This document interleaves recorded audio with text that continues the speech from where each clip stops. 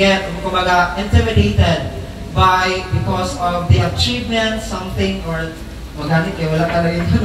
Salamat kayo, Pastor. And once again, maayong hapon ka natong tanan. Are you feel blessed? Amen. Blessed ba ang matagusa ka nato karon?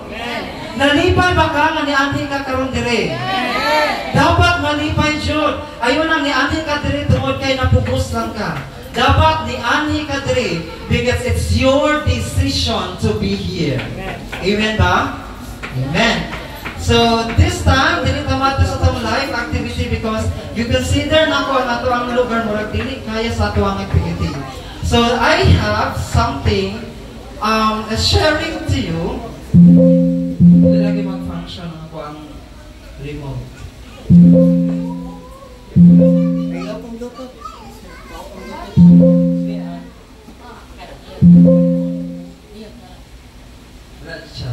Kamu na lang mag-operate nila sa likod.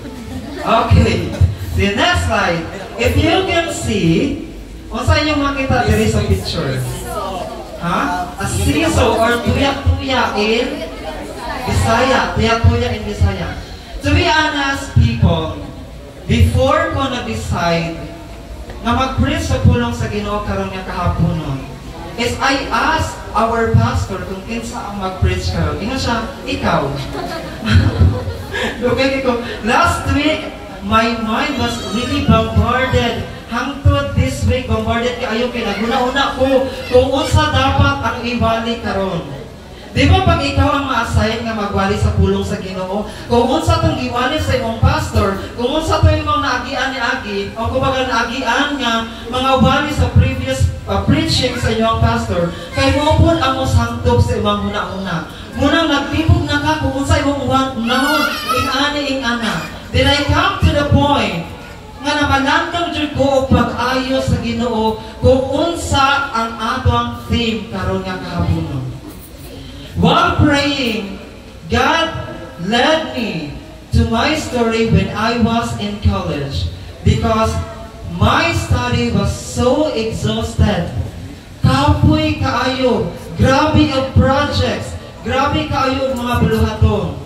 But when I prayed to the Lord, He bring me to the time nga niadto ko og park sa Kalinan. May spot ka ng familiar sa Kalinan? Wala? Some of you, wala nakakaano. Kalinan, dito. Yeah. Naadto ko sa Kalinan. Then while observing the people there, some of them are playing, some of them are dancing, some of them are having their own practice para sa ilang school. Tapos naay nakahatag sa kuang attention that time. Ang usa ka bata nga niadto sa siso. Naadto sa tuya-tuya. Siya lang isa, gipasagdaan siya sa iyang parents. Pag-atro sa bata, lalaki, it's like, kapareha edad ni Abel, paglingkod niya, sa kanang lingkuranan, ni-down siya. Pero tiniyang kalipay, grabe yun niyang kalipay, kaya na-down siya, nabustak siya. Pero pagkataod-taod, wala na siya nalipay. Na nag-decide ang iyang papa, nga tabangan siya para mutuya-tuya siya. Ang gibuhat sa iyang papa, nilingkod po niyang papa, huwag siya taas. Happy kaayo siya. Pero tiniyang, kanang grabe ang iyang kanipay, nga hapit na siya maumod, perminti na lang siya nasa taas. Pero kanugayan, wala na siya nalipay. Ang iyang papa, nag-decide, nga ni Hawa, igunitan na niyang gunitanan sa siso, o iyang kinaana ang siso, para lang mo-balance. Para lang matuya-tuya ang bata. Para lang ma-enjoy niya ang iyang pagdula. Para lang ma-happy ang bata. And this comes to the point na, Lord, unsa man imo ipasabot ani nga buhaton nako karon. And God led me to the term balance. This time, we will be talking about balanced life. How is your life? How is our life? Our life still balanced? Balanse pa ba ang atong kinabuhi? That's a question na dili kinahanglan og answer. It's a self-evaluating question.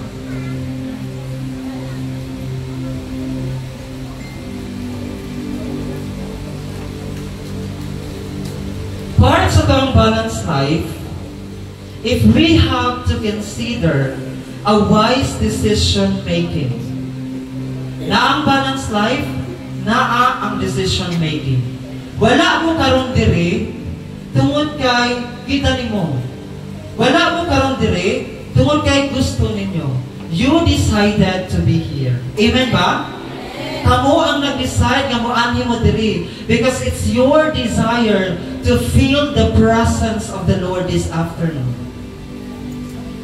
Nakita nato na nice tong nga nakapile na ay old nga beam balance o gani. This one is somehow traumatic sa kuha.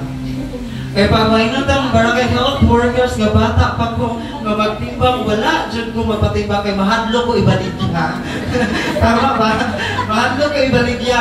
O hangtod karon wala dyan ko ka-experience nga gitimbang ko gamit aning atimbangan kay mahadlo ko kaya ang term nila kay ibaligya ko. Now, you are patiently waiting for the barangay health workers as a nurse para magtansya-tansya sa imuhang kabukaton. Tama ba? Dugay din ang niya makuan kasi mga related sa health diri. O, dira, nakarelate sila. Pero hindi, butang diri, ibutang na po dito, balik na po diri, balik na sa anak, para lang matansya ang kabukaton sa bata. And napabot sa point, nga mabalance na jud kung unsa ang exact na weight sa usa ka bata. Amen ba? This time, let's talk about balance. Pingingon kag balance, kasabot na taan na. Kung pingingon kag balance, it's an equilibrium. Nothing is upright and downward. Wala'y mataas, wala po'y bumaba. Dapat pantay-pantay. That's balance. And how can we acquire balance? How can we maintain balance? Through our decision-making in life. And so now, balance is acquired and maintained based on the decision-making that we make.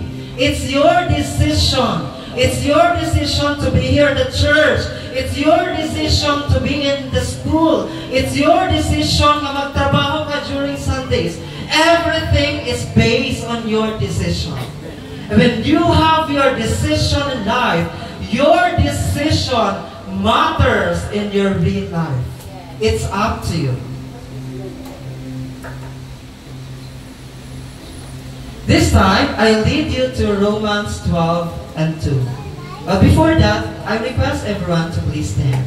Because we need to ask the heavenly knowledge and wisdom coming from the Lord. Ingon pa niya ni Ray, do not be conformed to the pattern of this world, but be transformed by renewing your mind. Then you will be able to test and approve what God's will is, His good, His pleasing, and perfect will. Yes, Jesus. Gracious and Heavenly Father, we praise and glorify your name. We thank you so much, O God, for this wonderful day nga imong gihatag sa matago sa kanamo. We thank you, O God, for this privilege to share your word and the privilege to listen and hear your word, O God. Ginoong Diyos, nagaampo ako diha kanimo. Nga kining mga katawhan Ginoo nga naa sa mga tubangan, kining katawhan Ginoo nga nagpaminaw sa imong pulong, they will be blessed and they feel the presence of the Lord and anointing of the Lord sa ilahang kinabuhi. Lord, I pray in the name of Jesus, nga pinaagi diha kanimo Dios, mabati namo imong presensya, pinaagi sa mga pulong nga pagagamiton karon. Ug nagagula sa gikan sa akong mga babaugan. Lord, I ask you nga dili ako ang makita sa ilang atubangan. Dili sila ang makita sa ilang isig katabad, O God. Kundi ang imong presensya, O Dios, ang among mabati karon nga kahaponon, O God. I pray in the name of Jesus for the heavenly knowledge and wisdom nga imong ihatag kanamo. You pour out heavenly knowledge and wisdom to everyone, O Lord, whatever languages nga ako ang gamitin, O God, in order for them to really understand what you want them to understand, O God. Kining tanan, ako i-offer diha kanimo sa pangalan ni Jesus nga mong Dios nga manuluwas. Amen and amen. Maglingkod ang tanan. Now, when we talk about do not conform to the pattern of this world, unsa atong mahuna-hunaan? Unsa ang bago, unsa ang trending. Tama ba? Kung unsa ang trending sa kalibutan karon kay mao ang ginasunod. Kung unsa ang trending sa TikTok, unsa man ang trending sa Facebook, unsa man mo makita sa Twitter, unsa man mo makita sa IG and other social media applications. Muna atong ginaingon nga following on conforming to the pattern of this world. Kung unsa ang bago, unsa ang nahitabo sa palibot, it's just something conforming to the pattern of this world. Now, conforming to the pattern of this world is not only about what's trending. Conforming to the pattern of this world is all about doing your own will. You conform to the pattern of this world because you have your own will.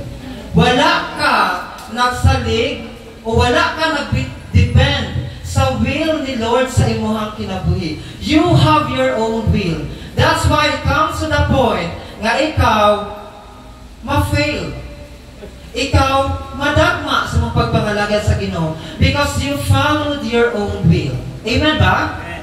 But when you follow the will of the Lord sa imuhang kinabuhi, there is a possibility that you will be blessed and your life will be successful.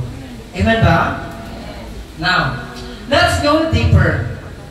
Mayroon ka karon nga, wala man ko nag-follow or nag-conform to the pattern of this world because I don't have Facebook, wala ko yung Twitter, wala ko yung Instagram. I only have Facebook, wala na ko yung other social media apps. Wala na ko yung Twitter, wala na ko yung Instagram, wala na ko yung bisan unsa pa nga apps. But it doesn't mean nga wala ka naka-conform to the pattern of this world. Remember, Igsoon, the pattern of the world is the work of an evil. Amen ba? The pattern of the world, binuhat na sa kaaway. Now, question ako sa inyo ha. Ano yung ginagawa natin na even we do not know what's trending or even we do not do what's trending today but we still disobey the Lord? Ang sa atong ginabuhat nga, wala man ka nagbuhat sa katong mga TikTok, ilang isayo-sayo dito, wala man ka nag-apil-apil sa mga pagkalibutan nga buhat, pero you still disobey the Lord. Now, I'm gonna leave that question sa inyo ha karon and let the Lord answer that pinaagi sa iyang mga pulong. Now, when we talk about balanced life, we think of balancing our mental, spiritual, emotional, social, interpersonal, including interpersonal and intrapersonal, and your physical well-being. Di ba mo natin mahuna-unaan? Pag balance life, dapat balanse akong una-una, balanse akong physical, balanse ang akong spiritual, balanse akong emotional, balanse ang akong pag-communicate, akong socialization, balanse. Now, we're gonna disregard this one, and I'm not going to talk about this because God wants to emphasize these following terms. Let's talk about balancing life between our studies and ministries. Let's talk about balancing life between our jobs and ministries. Balancing life between our family and the ministry, and balancing life in our ministry itself. Ready na ba ta? Amen. Ready na ta? Amen? Okay. Next. Let's have first study and ministry. Kinsay mga estudyante dire? And some of you here are students. And I know that some of you are so busy sa inyong pag-eskwela.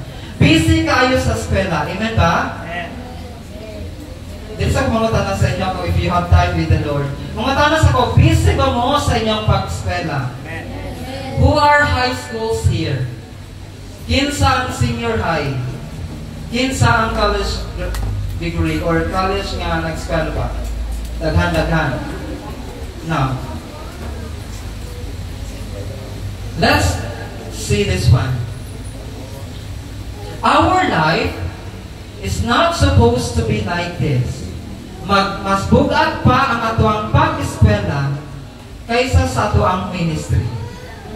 The same thing, mas gibugatan pa ang imong ministry kaysa sa imong pag-eskwela. I guess na to ang point. It's about your decision making in life. It's about balancing your studies and your ministry. Yan. Tagaan pa noong point, nganong kinahanglan pantay ang study o ang ministry. Because the Bible itself does not explicitly outline the strict separation between our studies and ministries. Tama ba? Ang pag-eskwela na to pinaka-importante because our study is our preparation for our chosen profession.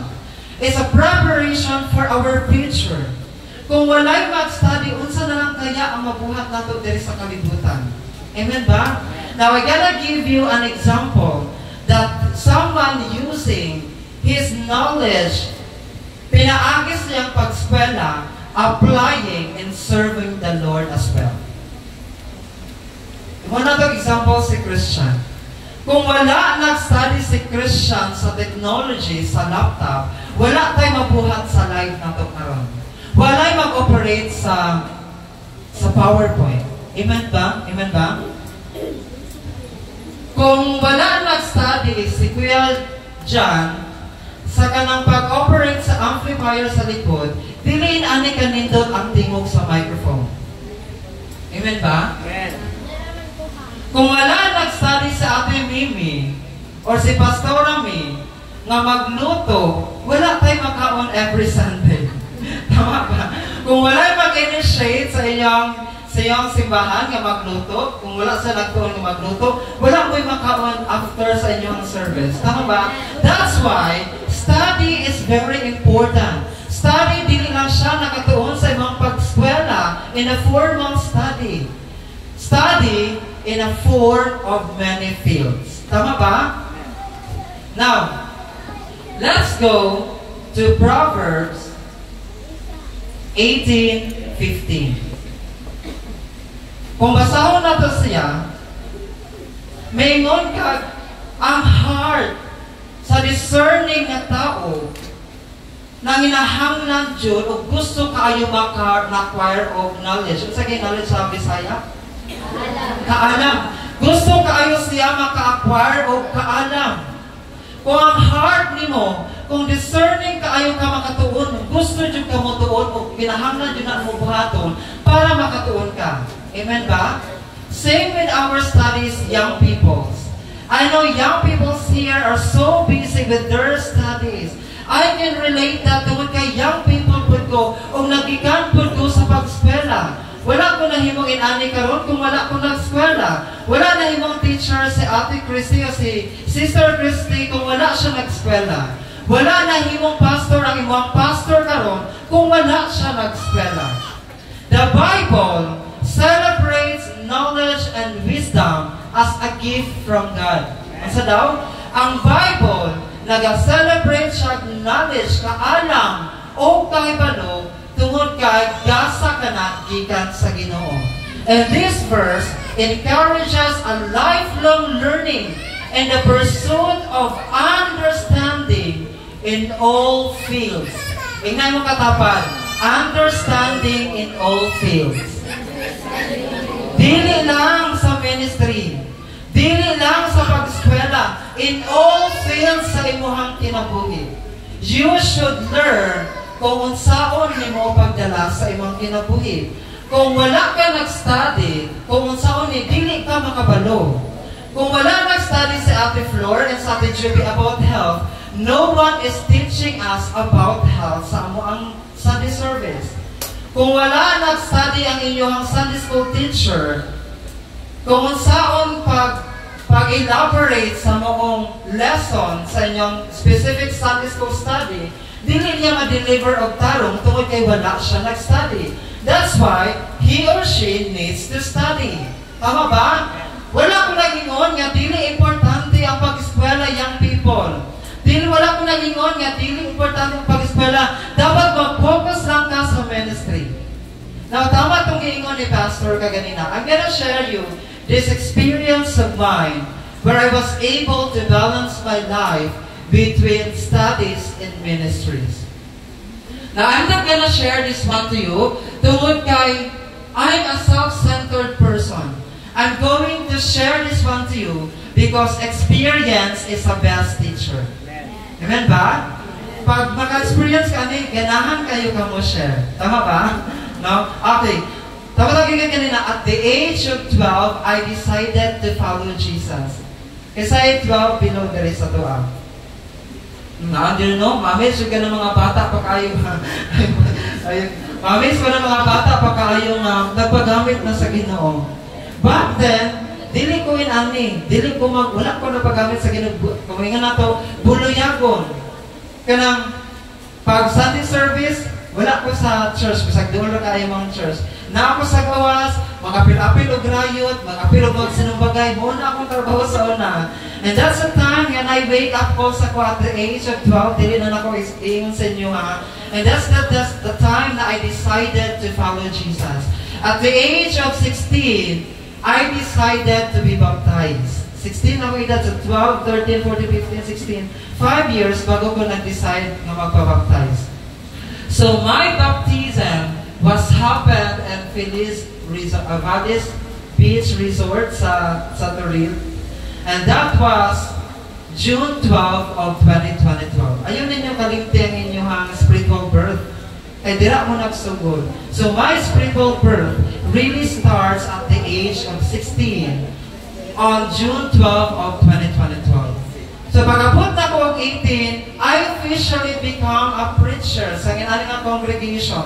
Pero dili kayo kanang hanas niya magsulti o kanang Bisaya sa mga tao sa bukid. Masay magsagol-sagol dyan ang English na. So, pero naning kamot. At the age of 18, I was fourth year high school that time. Kaya high school pa man ang uncle. So, sa akong pag-eskwela, busy ko sa akong pag-eskwela, pag-abot sa church, dili dyan ako nakaligtaan ng magpagamit sa Ginoo. That's why they considered me as a young elder. I guess nga ito na ang elder sa church, no? So, kinaay mga elder sa mua, sabihin na lang natin nga, dili kaayo ano ang heart to preach the Word of God. They decided me to have as their young elder. Ang ito, nagamit ko sa church at the age of 18, nga nag-preach sa pulong sa Ginoo. Tapos, the year comes, as years proliferated, nabot na ko og college, nisamot og kabisi ang ako ang kinabuhi. Ang among church, nasa bukid, pero akong eskwelahan nasa town. So, lisod kayo siya i-manage, nga naka sa eskwelahan, first year, second year college ko that time, very kabisi na dyan sa akong pag-eskwela. We have term papers, projects, assignments, sa unsa na lang dyan. And it comes to the point, sa life sa amang pastor nga na-aksidente siya, and she was hospitalized for 2 months. And even though there are many elders dito sa church, there are so many pastors, puro wala ang heart to preach. Maybe because they considered sa kaninga congregation, marang dili kaya matuluan, so they decided me to have their preacher.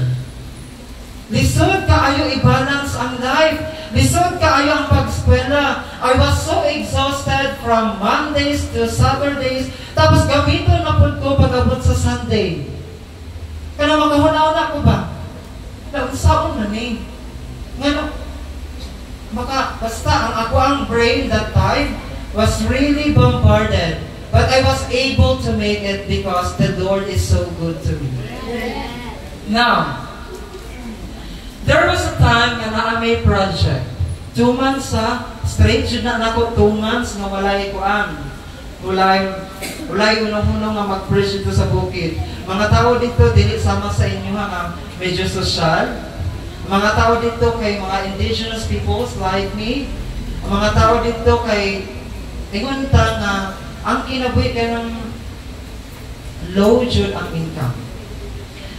So, habang manage ko sa ako ang time, share na ko ni sa inyo katong na ako'y project.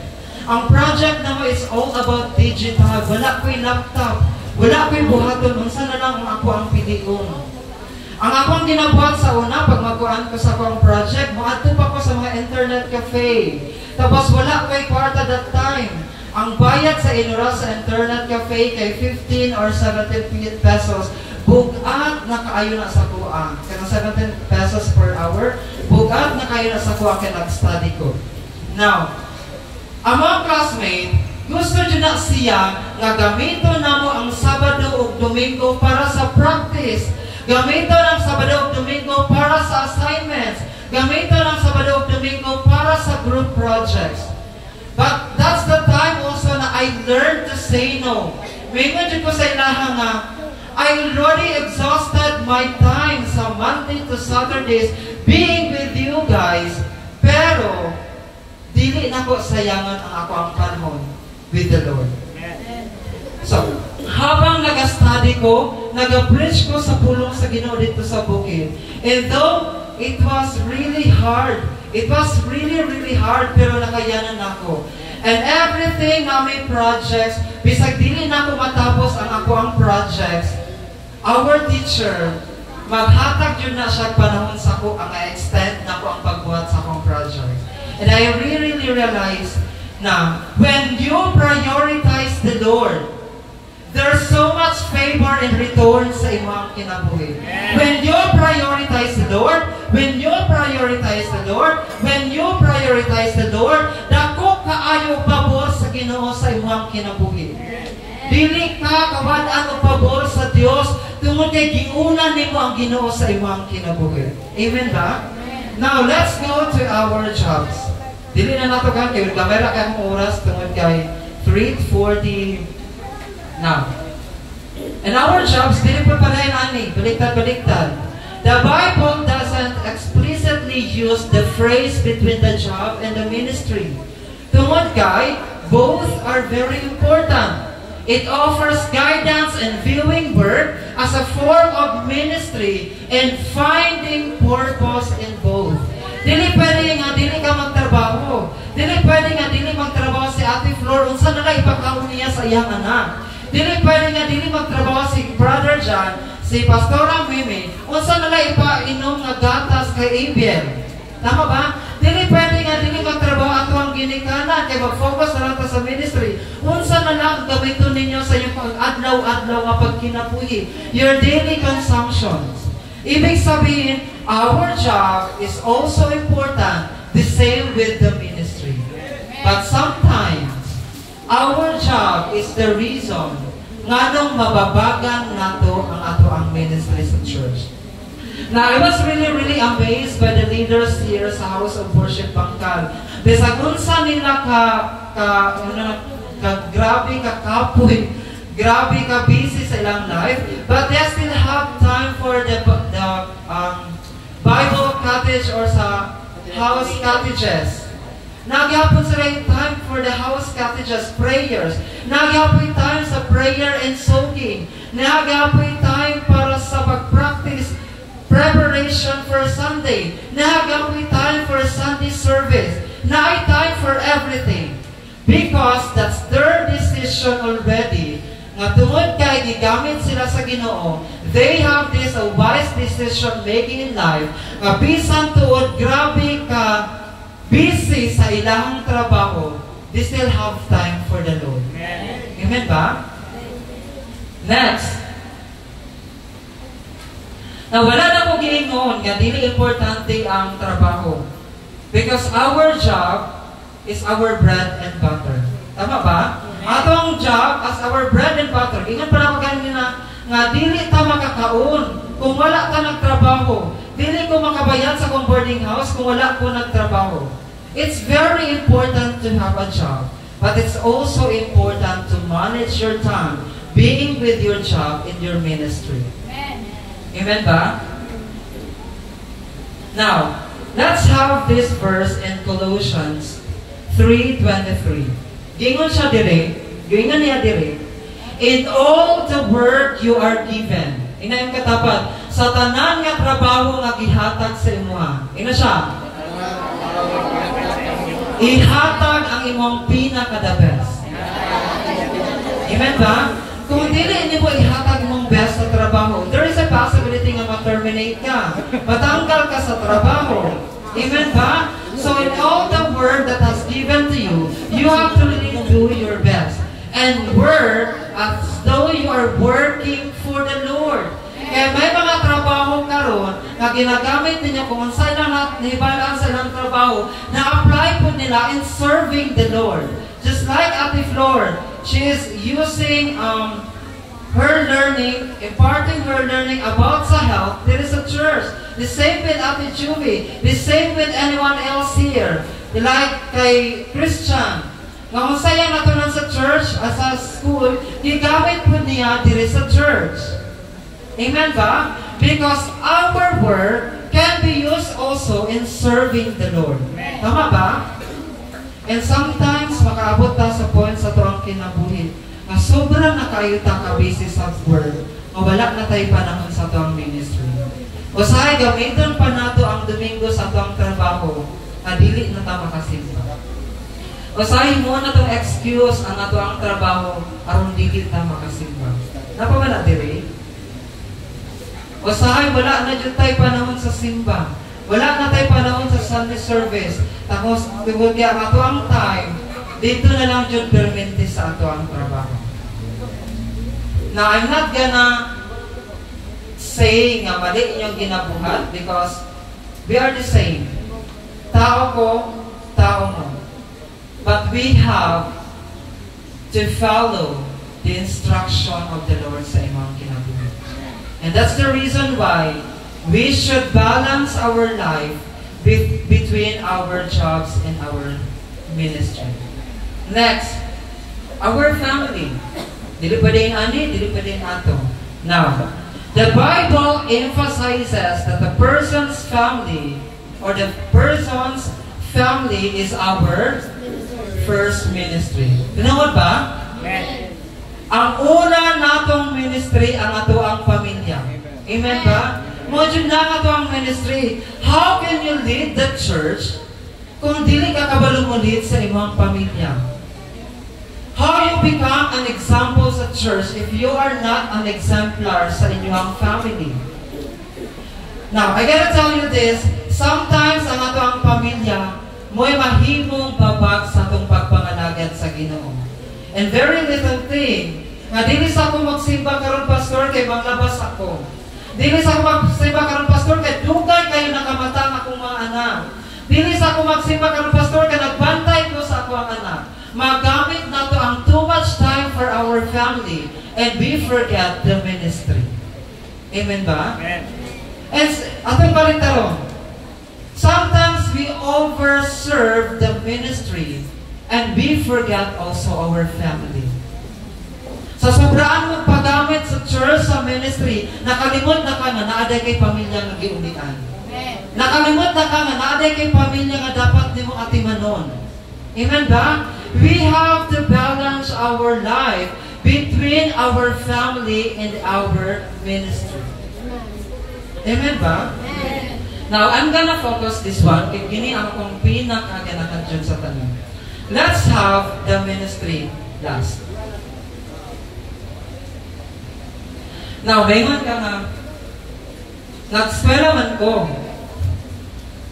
pero na ako'y time with the Lord, na ako'y makasimba ko.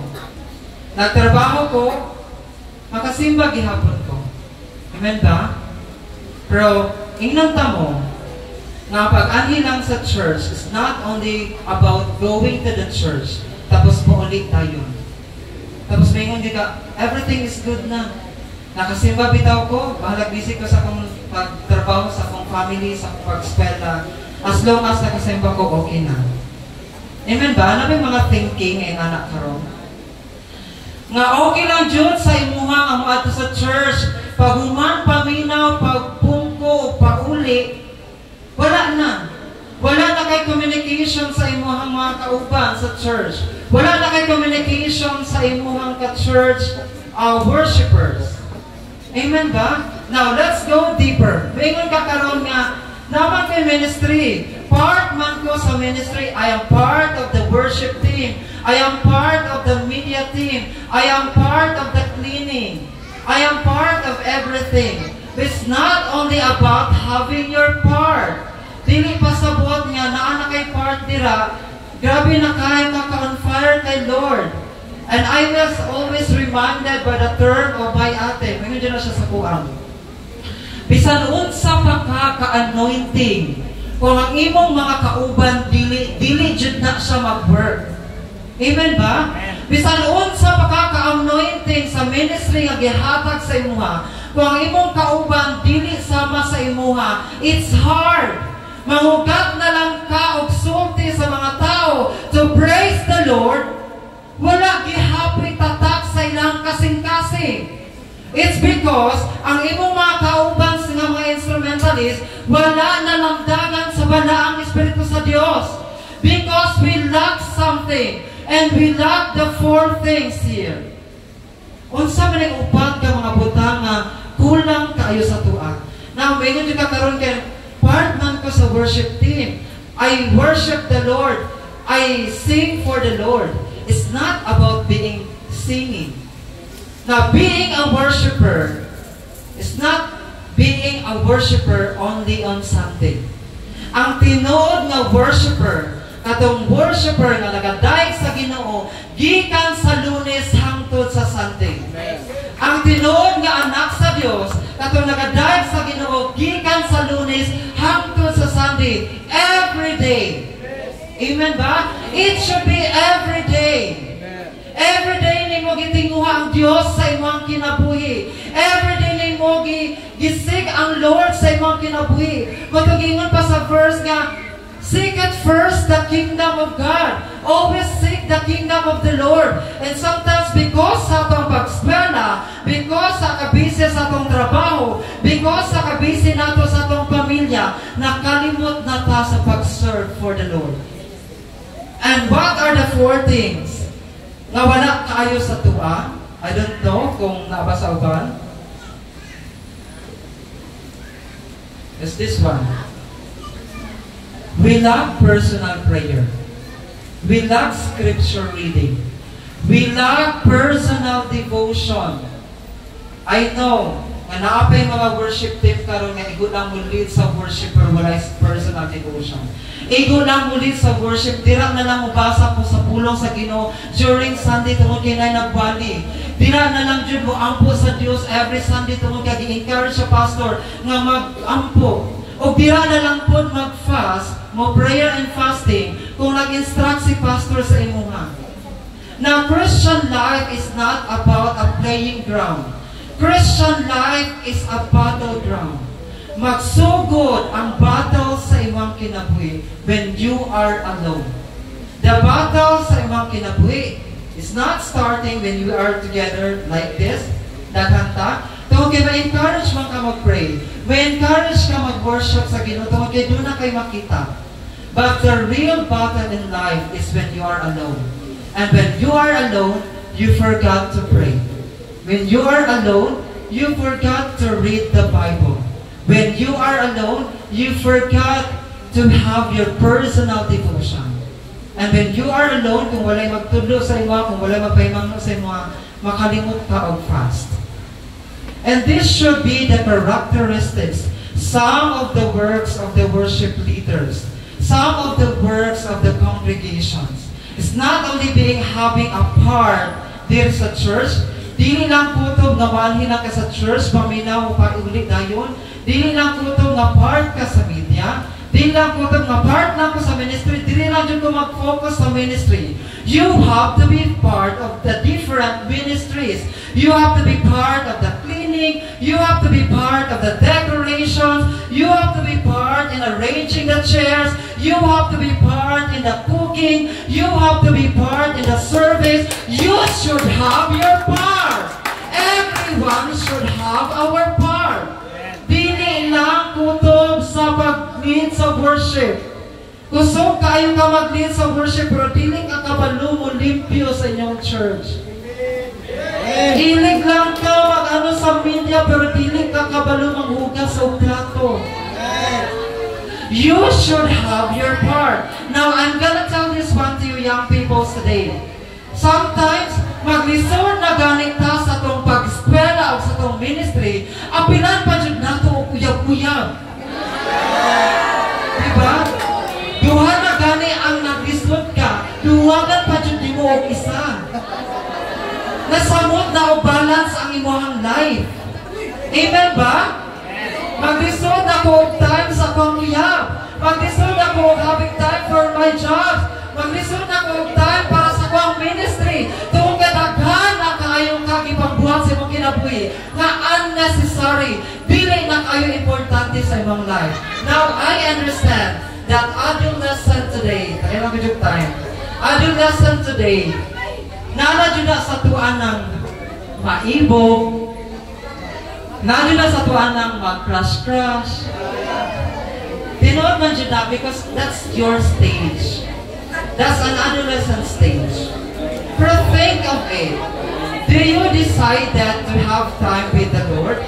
Kung dili na nimo kaya, nga wala na kay time kay Lord, iwaraasan ng mga babag sa imong kinabuhi. Nakarimnom-nomnon ko sa Facebook. I'm gonna tell you this story sa Facebook. Ano? Paminaw. Ngayon ang lalaki, Jenny, guwapo kaayo ka, pwede nga mayasin mo. Alam mo si Jenny, yes, pwede ka manguyap sa kwapo, pwede mangutana. Sa unsa man, mangutana si Jenny. Kaila ka ni Sadrak, Mesak, o Kapiligo. Huy, kinsa na sila? Pati po na silang tulunang uyap sa imuha. Busted tayo. Okay, first thing first, wala na kaila kung unsa ang nahitabo sa Bible. First thing first, wala na kaila sa Diyos.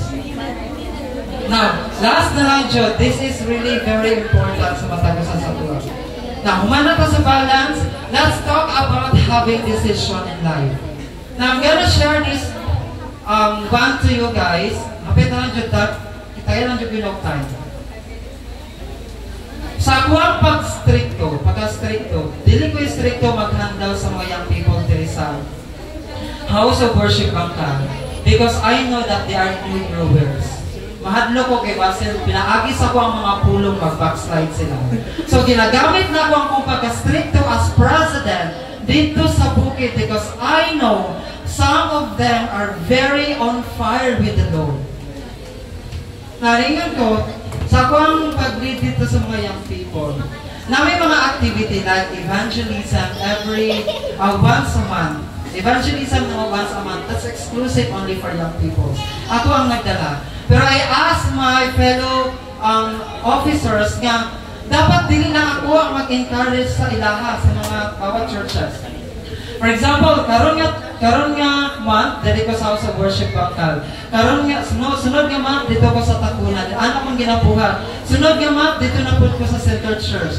Our role there is to encourage the young people to serve the local church, help their pastor, and having a deeper relationship kay Lord. Napay gihatagan o task. Now, iyang task is to encourage the young people. Pero pag-abot anak na Sunday, wala din siya nisipod. Tungod ka, ang iyahang Sunday, gilaan niya sa time sa ilang family bonding. Now, na problema ko kay dapat siya, dapat dili ako. Napot sa point nga, pag human na sa mungkuan, next Sunday, pangutanan ako siya. Nari ko expect ko sa iya. Wala lagi ka atong Sunday. Malumanay pang tingin. Wala lagi ka atong Sunday. Wala ko kuya kay naman ko may family bonding siya. Nakita ko ang family bonding, ang plano na mo kay 2 days prior to the family bonding. Sunday ba dyan ha? Kristohanon kay gigamit din mo ang Sunday para sa inyong family bonding. Now, ang amang evangelism, iplanuhan na mo a month ago. Daingan ko sa iya ha. I understand and nakakay time with your family. So kuya, nag-worship man gihapon mo dito. Now, I really appreciate na nag-worship mo dito. Do you know about the life of Jonah? Siya, yes kuya. Unsa man ang life ni Jonah? Siya si Jonah, gikaon sa dako nga isda tungod kay wala siya nag-follow sa Ginoo. Ako, I really appreciate and so happy nga nakasabot ka sa life ni Jonah, but you did the same thing. You didn't apply what you have learned. Now, usahay, kani si Jonah, kung ato na siyang ikuan, asa ang gisugo ni God kay Jonah?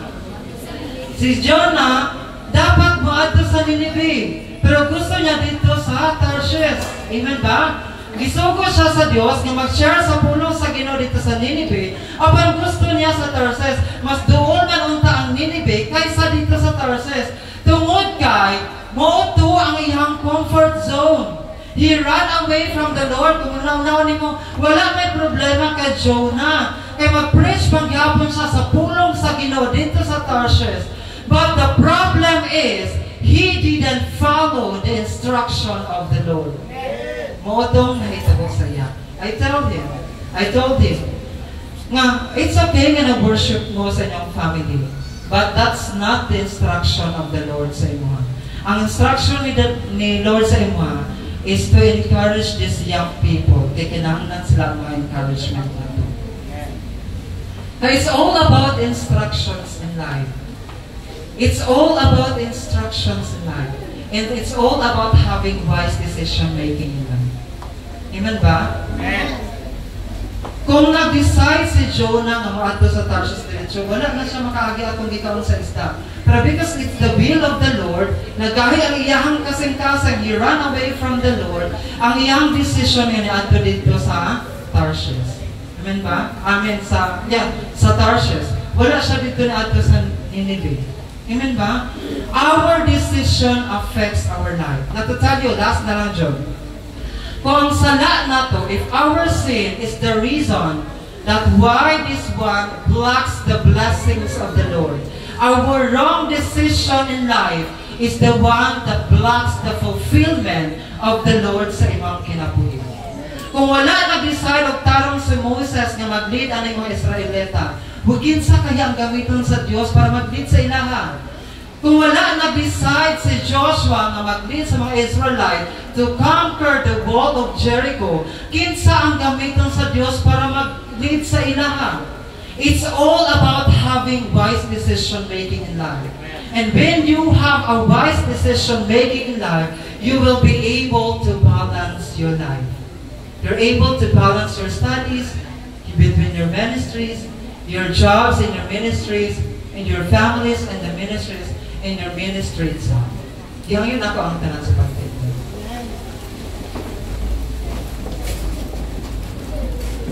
Now, let's go back to the life of Jonah.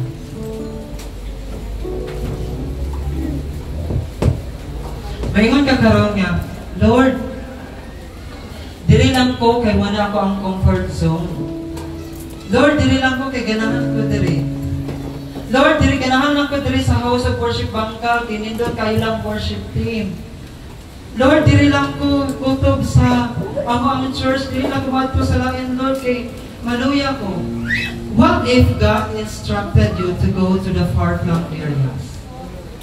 What if God instructed you na maadto mo dito sa Takunya para mag-share sa pulong sa Ginoo?